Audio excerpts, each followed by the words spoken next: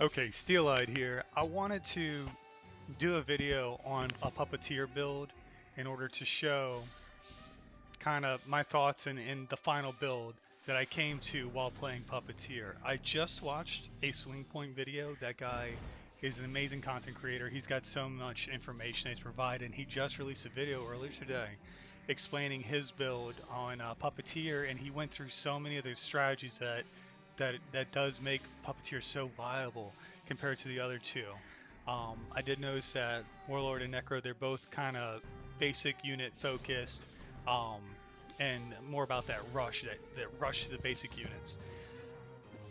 I think Puppeteer is more, as he showed, fear based, and it's not so much about buffing the individual stats of each unit on like Warlord or Necro, but more about those unique abilities on here to Puppeteer. So what I was thinking was I'll go ahead and reset the skill points and walk through how the build slowly develops up and what's best to use and the thought process on how to lay out those points in order to get to, I mean, you just saw it, the final version of it, but like in order to get to that and then the thinking behind it. Okay, so when I look at the first skills on here, there's actually quite a few that are very useful. One of the issues you always hear about Puppeteer is that not enough energy, not enough energy. Basic possession costs so much. Well, in my opinion, the most important skill on this tree, the ones you want first, is going to be Wicked Fast. This respawn speed, this ability here is unique to Puppeteer. He's the only one that has it. So you don't have some of the other advantages, like Necro's units are much cheaper with the Portal Authority, or that Warlord has the larger bank of Infernal Energy. You won't have those advantages here, but there are other unique ones, and this is just one of those smaller ones. A faster respawn on Infernal Energy, and so you'll be able to collect more orbs as you go throughout the match. Now, the top three abilities are more ability focused, and I do think that you should go for each of these, but okay, but the question is like which ones are rank ordering it, you know, like which ones of these are the best. So in my opinion, of these, the next one you really want to get is Power Surge. This one increases the range on your one ability with Elegos, the boss unit, by 10%. Now you can see the second and third stack, so it's only 2%, another 6% after that. It's not as much as that initial 10% here. This is, I think, a large increase for just 1 point. The next one's going to be High Voltage, the damage. This is the ability that makes the elite so great. Um, the Thunderstruck, and it applies to the one that you're possessing and all the ones that you're not possessing. Any uh, 3-stack traps that you place down, you get another Elegos. All of the clones that he makes, they all do increase damage with High Voltage. Shock and Awe, 5%. This makes the radius a little bit larger. Um, and then Fear Factor is the next ability, but you need one, not really all too great. It could be useful, but it's not very noticeable. And this is also of the end-game skill points that you like pip into your killer as you level up your threat level. This is the one that is not all that interesting. People normally don't go for Demon Vision in those pips. Minor bonus, but the main thing with benefit with this Fear Factor is getting down the line later on. Now you need one more stack. I say go into High Voltage, 5%. That's the best thing you can get on here. Now when you get to the second level, the first one that I would highly suggest you get, is the cooldown reduction. Now this is also unique to Puppeteer. The other killers have, well, really Necro has different advantages you can add to using the demonic dash, but only Puppeteer has this shorter demonic dash. It means you can use it more often. You get more energy, apply more fear in more situations. A very, very useful skill here. The next one I'll go is Fear Increase. Increases to 50 points. And these last three I'm not in particular love with any of these three. It's more about just getting down the skills later on. So Head Start is a throwaway skill. Berserker Blowout, a little bit larger blast radius, a little bit larger damage on the blast, but none of them particularly uniquely useful. Now, I found that in my final build that this whole stack here is not too great. I usually dodge it. And so I'm not in love with Infernal Revenue. I did see Swing Point personally likes this one, but I just don't. When I did the math on it and broke it down, every time you collect an orb, which you get more often with Puppeteer, every time you collect an orb, it's 25 energy. When you increase in this amount that you get, that 10% increases your infernal energy per orb that you pick up by 3. Now, that does stack up. It does add up over time. What it basically does is instead of getting 250 energy at the start from 10 collections, 1, 2, 3, 4, 5, 6, 7, 8, and 10, you get it in 9. So you collect 1 less infernal energy orb in order to max out. But to me, it's 3 points. I'm not in love with it. He had 2 stacks in it, so you get 3 points extra for that first one. But for that extra 5%, or some of the other killers have 20% infernal energy if you upgrade it further, it just increases how much you collect by 1 point each time. And so if you do end up going a stack into this, I would recommend you only go 1 into it. You get 3 points extra for each collection, but the 1 additional point, I would not recommend it, and I don't recommend it as is. Now you do need 1 more stack on here in order to move on. Tenacious Demonic Dash, it's so good. 90 seconds is tremendously short compared to what the other killers have to face. Now when it comes to these abilities, which is the best, I say Test of Time, hands down, is so good. The other killers, they only get at most 20% with 2 stacks on Warlord. And with Necro, it's 15%, which you get with the whole second stack on here. 35% is just massively higher than what the other 2 killers get. Actually gets the same as what the other 2 killers would have gotten combined. This is the best ability on this second level. Now, the next ones would definitely be the Gates of Hell abilities. I'm not super in love with Gates of Hell on basic and elite units in general, and the reason is because when you do the math on these, it's standard across all killers. It's a 40-second cooldown for either portal, 40 seconds. And when you take 5% off of it, it reduces that 40 seconds by 2 seconds each time you put a point into here. And so it'll be 2 seconds, 4 seconds, 6 seconds. Now, those add up. It stacks with your portal upgrades that you get in the game, which I think is 20 to 25%. And again, each of those is 2 points each. I think it is 20% maxed. So if you max out portals in the in-game pipping and you max out reduction, it gets down to like 26 seconds, which I'm sure is useful, but I would only recommend just 1 stack into these. And although I do see some use in these, it's really about getting further in the line. If it wasn't obvious from what I showed earlier, these are his best abilities, I think. Now, after that, you still want to get 1 second to Insane Clone Posse. What this does is makes your clones do a little bit more damage, the ones you make and the AI makes, and it stacks up with high voltage and any abilities that you get later on. So useful, but also about getting to the end of the line. I am not in love at all with Rocksteady Boss. Now I love the abilities after it, but Rocksteady Boss, generally don't love it on any killer. And that's because although 15% is quite a lot and 35% is a lot, when you max out Boss at threat level 20, which you should always aim to do, when you max them out, they become completely resistant to stuns. They no longer even have a balance bar. And so this ability, once you hit threat level 20, is just wasted. So I've seen some puppeteers, when I go through their VODs on their builds, will put a lot of points into this, but I do not recommend it. You should be, if you spawn Boss and it's only 2 pips into him, yes, you can have your balance bar broken, but it just doesn't have that much of an effect, and it doesn't stay with him because you should be aiming to max it out, be stun resistant. This goes to being useless. So that should get you to the next level. 2 stacks and Test of Time with 1 in each of these will allow you to move on.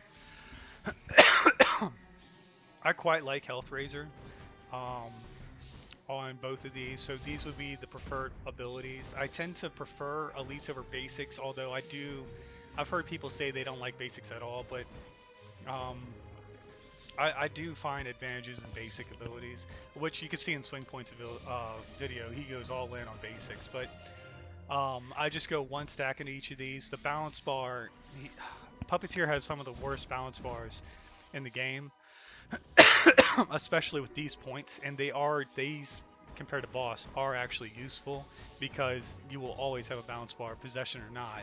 But when you look at Necro or Warlord, they both have 1 point for all 3 of these. 15% is just 1 point for them, while it's 3 stacks here. So I would not recommend going high into these because of how little you actually get out of it. Now, I wanted to talk about easy access and possession extension.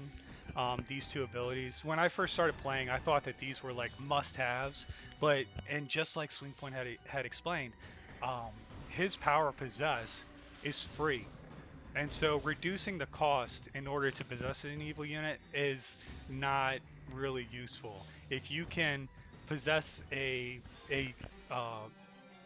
evil unit for a long enough duration, your power possess regenerates as you're possessing them. So if you can hold into that unit for 70-80 seconds, you'll be able to back-to-back power possess, especially if you're running around as an elite unit and maybe not even necessarily engaging and meleeing and fighting from, face to face, but running around the map thunderstrucking and creating more clones and having them thunderstruck with you. Especially like say you have them inside looting a building, you can just be thunderstrucking like crazy and they might not really understand what's happening as they're getting hit. Like there's a lot of things you can do to keep your evil unit going for a while, and beyond just the fact that the max health you get when you power possess here is 40% plus 5, 5, 5. It goes up to 55 here. And this power possess ability stacks with the points that you put into Killer with in game with your pips. And so that goes up to another at 5 stacks, which unlocks at level 20. Another 50% in health, another 40% into damage. All adds up, and so the damage one here is 25% totaled up, and so you add in the 40% from the in-game one, it gets 65% more damage. And so regardless of what unit you possess, you're going to be hitting quite hard when you power possess, elite or basic. Now, when I go through these, I just want to point out easy access and possession extension it's just not that great. It doesn't save you that much energy, number one.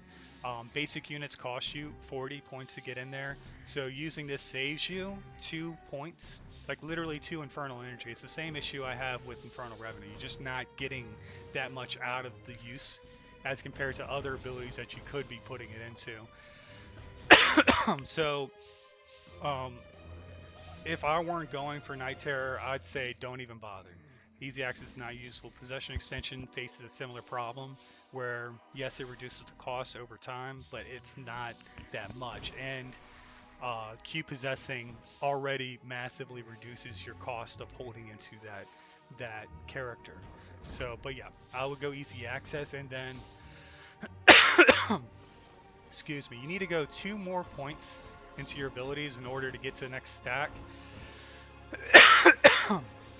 Excuse me, and what I would recommend is that you put those 2 points into doing more damage with high voltage. The 5% increase on the 3rd tick I think is very useful. And then I would put the second point that you need in order to go into the 5th column is scarier demonic dash. And so you'll find that having elites doing a lot of damage at the edges of the map with being able to fear survivors is unique and great to this build. So of the abilities, although I think many of these are very, very good, the ones that actually level up is high voltage, the demonic dash abilities, both of them great, and then test of time. These are so strong leveled up. And although many of these abilities have so much usefulness to them, I don't feel like they get exponentially stronger as they go up. And so that's my choices. Okay, so in the fifth column, I think this is the best abilities for Puppeteer. Um, of these, number one, Relentless Evil. Now, this reduces the cooldown from 90 seconds all the way down to 63 seconds. It's only a little over a minute. And so you'll find, especially with the strength of possession, that it adds to your character. You can make it each possession last quite a long time, even at the very beginning. And so highly recommend that Relentless Evil, you put all your points into this. No matter how you choose to make your build, I always will recommend Relentless Evil.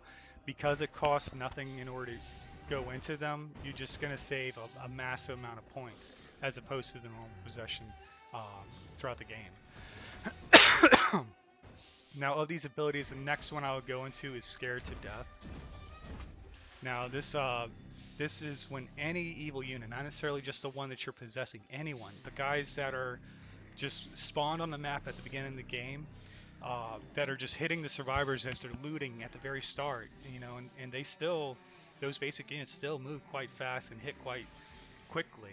It'll build up the fear on survivors. It may even get the survivors' fear to the point that you'll find them at the beginning if they're engaging basics enough, and they can get a couple of hits in.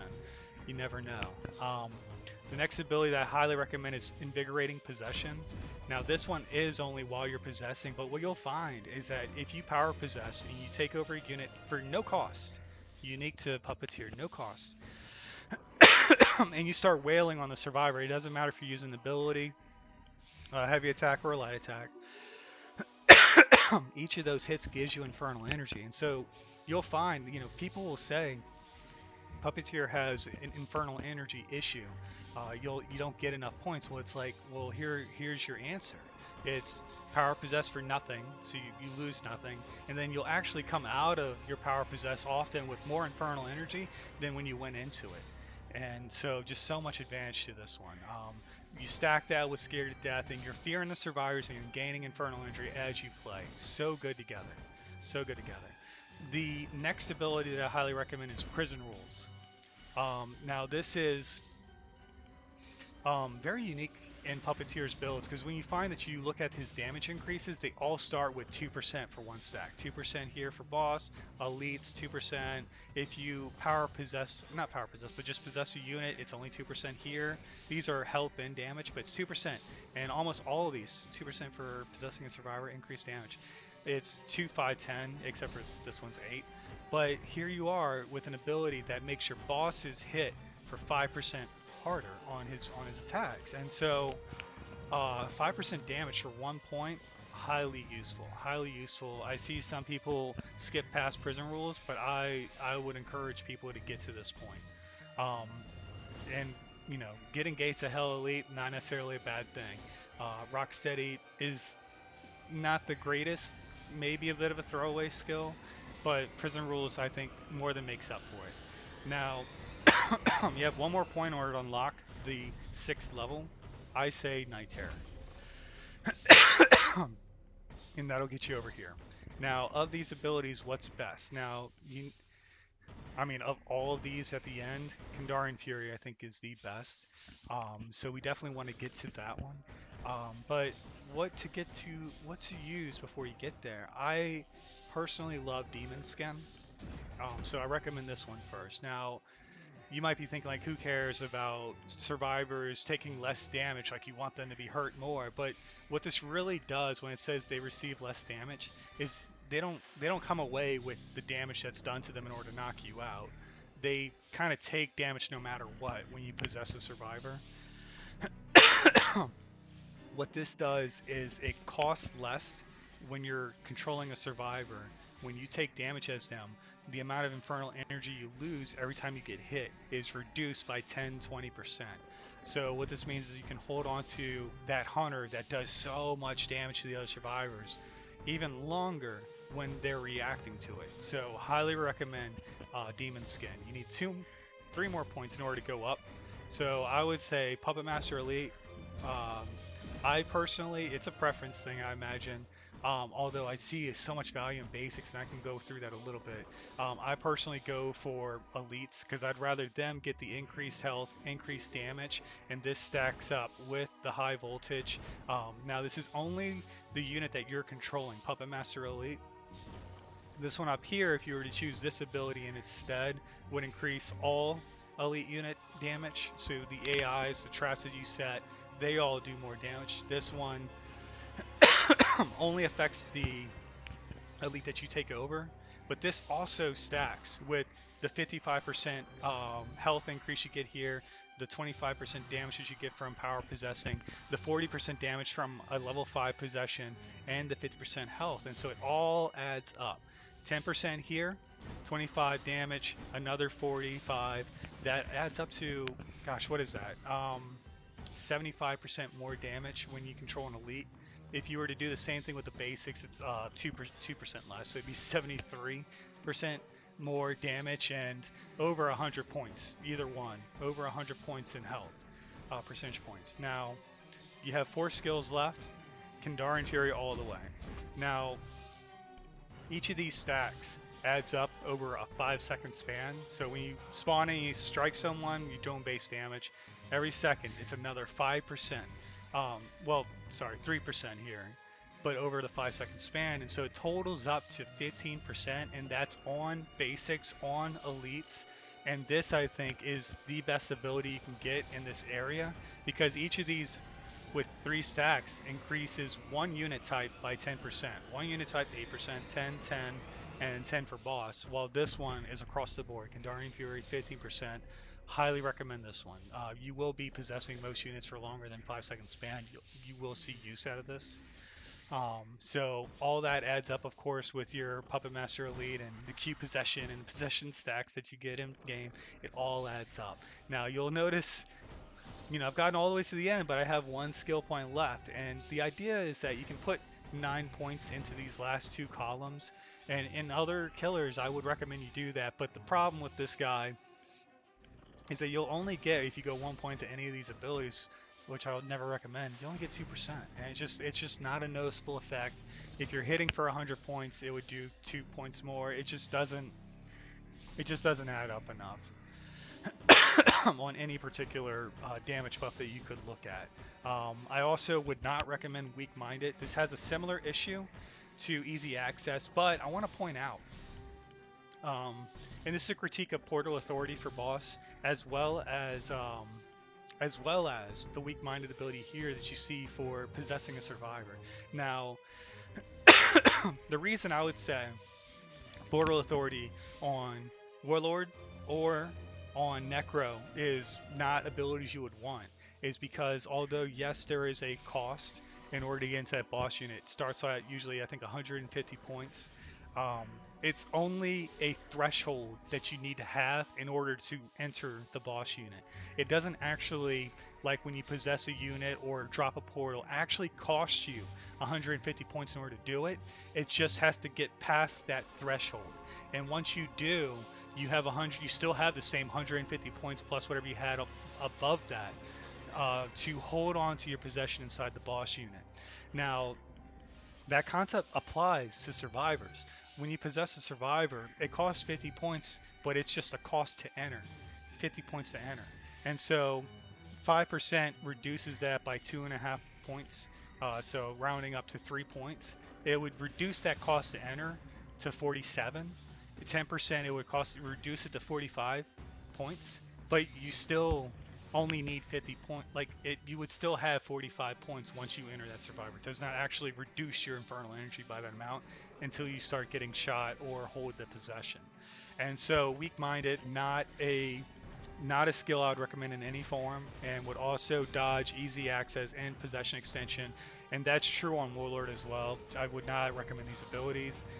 So my last skill point I would put into Night Terror. Now, I think the fear threshold that survivors have to be in order for them to start screaming and to become possessible is normally 70 or 75 points of fear. And this reduces that by 10 points. So they get feared at a at the same rate that they might normally, but their access is more available quicker. And as Swing Point pointed out, you can just enter a survivor and then F right back out. You can just enter and cancel. You fear them up, cancel out. You don't have to actually utilize them. And you'll get 300 points towards your threat level. That's massive because even when you're getting up to level 20, you really only need 500 to 600 points in order to go up a level. So you can just like, you might be looking at a support and be like, I can't do anything by possessing that support. Like, what are they going to, 70 points of 70% of their damage is reduced. Uh, Maybe their guns suck. There's a lot of reasons not to hold on to a support unit, for instance, and to try to harm other units. It's just not that great, and the loss of infernal energy is just too much. But you can literally just go into that support that you feared up, leave immediately, and you might be able to go up on your threat level almost instantly. So highly recommend Night Terror because it gives you access to leveling up your character faster by possessing and potentially possess drop survivors. Now, what that means is that you can get to boss at level 20 even quicker. And when Elagos gets to level 5 on the boss, there's just so many advantages, so many. Beyond just beyond being stronger, you don't get stunned, and your cooldown is massively reduced. Massively reduced. Now, I did want to point out something I don't think was noted, at least in Swing Point's video, is that if you have nothing into like Gates of Hell or anything like that, when you possess a boss, it takes, and you get knocked out. You get knocked out of possessing that boss. He dies. It takes on Evil Ash or Henrietta 3 minutes, 3 whole minutes, and that cooldown does not start reducing when you enter the boss. It begins when you exit the boss. 3 minutes in order to be able to possess that boss again. And you can reduce that through their Gates of Hell abilities and also by leveling up the boss in game. And you can get it to like, I think the most you can do is 30% on Evil Ash and 35% on Henrietta. You can get it down to like a little over 2 minutes, and that's with putting 2 to 3 skill points into an ability, the Gates of Hell for the boss unit. Now, you'll notice no Gates of Hell on Elagos, and so there's no way to reduce the threshold that it takes, and the cooldown, I mean. But the other also, so no Gates of Hell for him, nothing, sorry, it's just not available. The other disadvantage of Elagos is that when you first get him level 1 boss and you get knocked out, you have a 4-minute counter in order to get him back up. When you exit him, you unpossess him, you get killed. Either way, you're going to see 240 seconds at the bottom. 240 seconds. Now, that is a full minute longer than the other bosses. But as he pointed out, when you level up your cooldown, it's going to go up to, I think it starts at 10%, then it like jumps to 15, and then I think level 4 is 35%. And you'd be like, wow, like, that's quite a lot, but like with the 4-minute cooldown, it kind of isn't. So 240 times 65% is 2.5 minutes that it will take at level 4. But that 60% at level 5 drops it all the way down to 90 seconds. 90 seconds. And that is shorter than either boss, the other bosses. Shorter. And so I personally think that Elagos is the stronger of the 3. I think there are arguments for the other 2. But the range abilities that Elagos has, the invulnerability properties of his movement, I just think there's just so much. The AoE effect that occurs when you do a heavy attack, there's just a lot of very unique advantages to Elagos, and probably the nastiest one is how when he's level 5, and especially if you got level 5 possession on top of that, how he's level 5, you get him back the fastest of the 3 bosses. Now, something I also like to point out is, especially compared to other bosses, there's very few things that you can do to enhance the Elegos. You have, of the first abilities, the Power Surge, and the first point's really great. The 18%, I don't recommend. You already blast a very large area. You can usually kind of position your guy between them all in a way that you'll hit 3 survivors no problem, especially in objective areas, because they tend to collect and stay around the support and such. But you get to his second abilities and he doesn't have anything. Third, he has balance bar increase, which I explained earlier is not good because when you get to level 5, he becomes stun proof, and this balance bar increase no longer means anything. You get to the fourth stack and he doesn't have anything you can do in here. You get to the fifth and he has prison rules. Highly recommend. 5% automatic increase of damage for Elegos. Highly recommend. But there's no other abilities. And then you get to the sixth and seventh stacks and he has heavy damage boss. And I don't know if Kandarian Fury applies to Elegos. I don't think it does. But that's it, man. Like, you have heavy damage here. You have prison rules 2. You have balance bar 3, and then power surge. So you have a whopping 4 abilities, maybe a 5th, that apply to Elegos. And that's, I want to say, unique to him, because when you go through the other killers, they have quite a few, especially Necromancer, so boss focused. You had the balance bar one here as well. Then when you get to irreparable damage, that's 2, 3. This one increases the health of the boss. Imagine if you can increase the health on Elegos. That'd probably be what everyone would do. You can increase the range of his ability, the effect of his ability, the amount of healing you get from his grab. You have a portal authority of him, which I explained earlier is why it's not too good. You have the expanded skeletal sport, so not only does the duration last longer, but it's a larger radius of effect, higher damage, and then you have 2 more abilities here. And so what is that? 1, 2, 3, 4, 5, 6, 7, 8 for damage, 9, 10, Gates of Hell, 11 abilities, while Elegos has 4. They just will not let you upgrade him in very many ways. And my point is that I think that Puppeteer's boss, Elegos, at base, is so strong that they don't want you to enhance aspects of him. They don't want Elegoses with even more health than what they already have, even more damage than what he already has. And so just look out for him. I think he's quite a bit more viable than I've heard people talk about. Well, that's my thoughts on Elegos. I hope you enjoyed the discussion. Thanks for listening. Appreciate it. All right. Bye.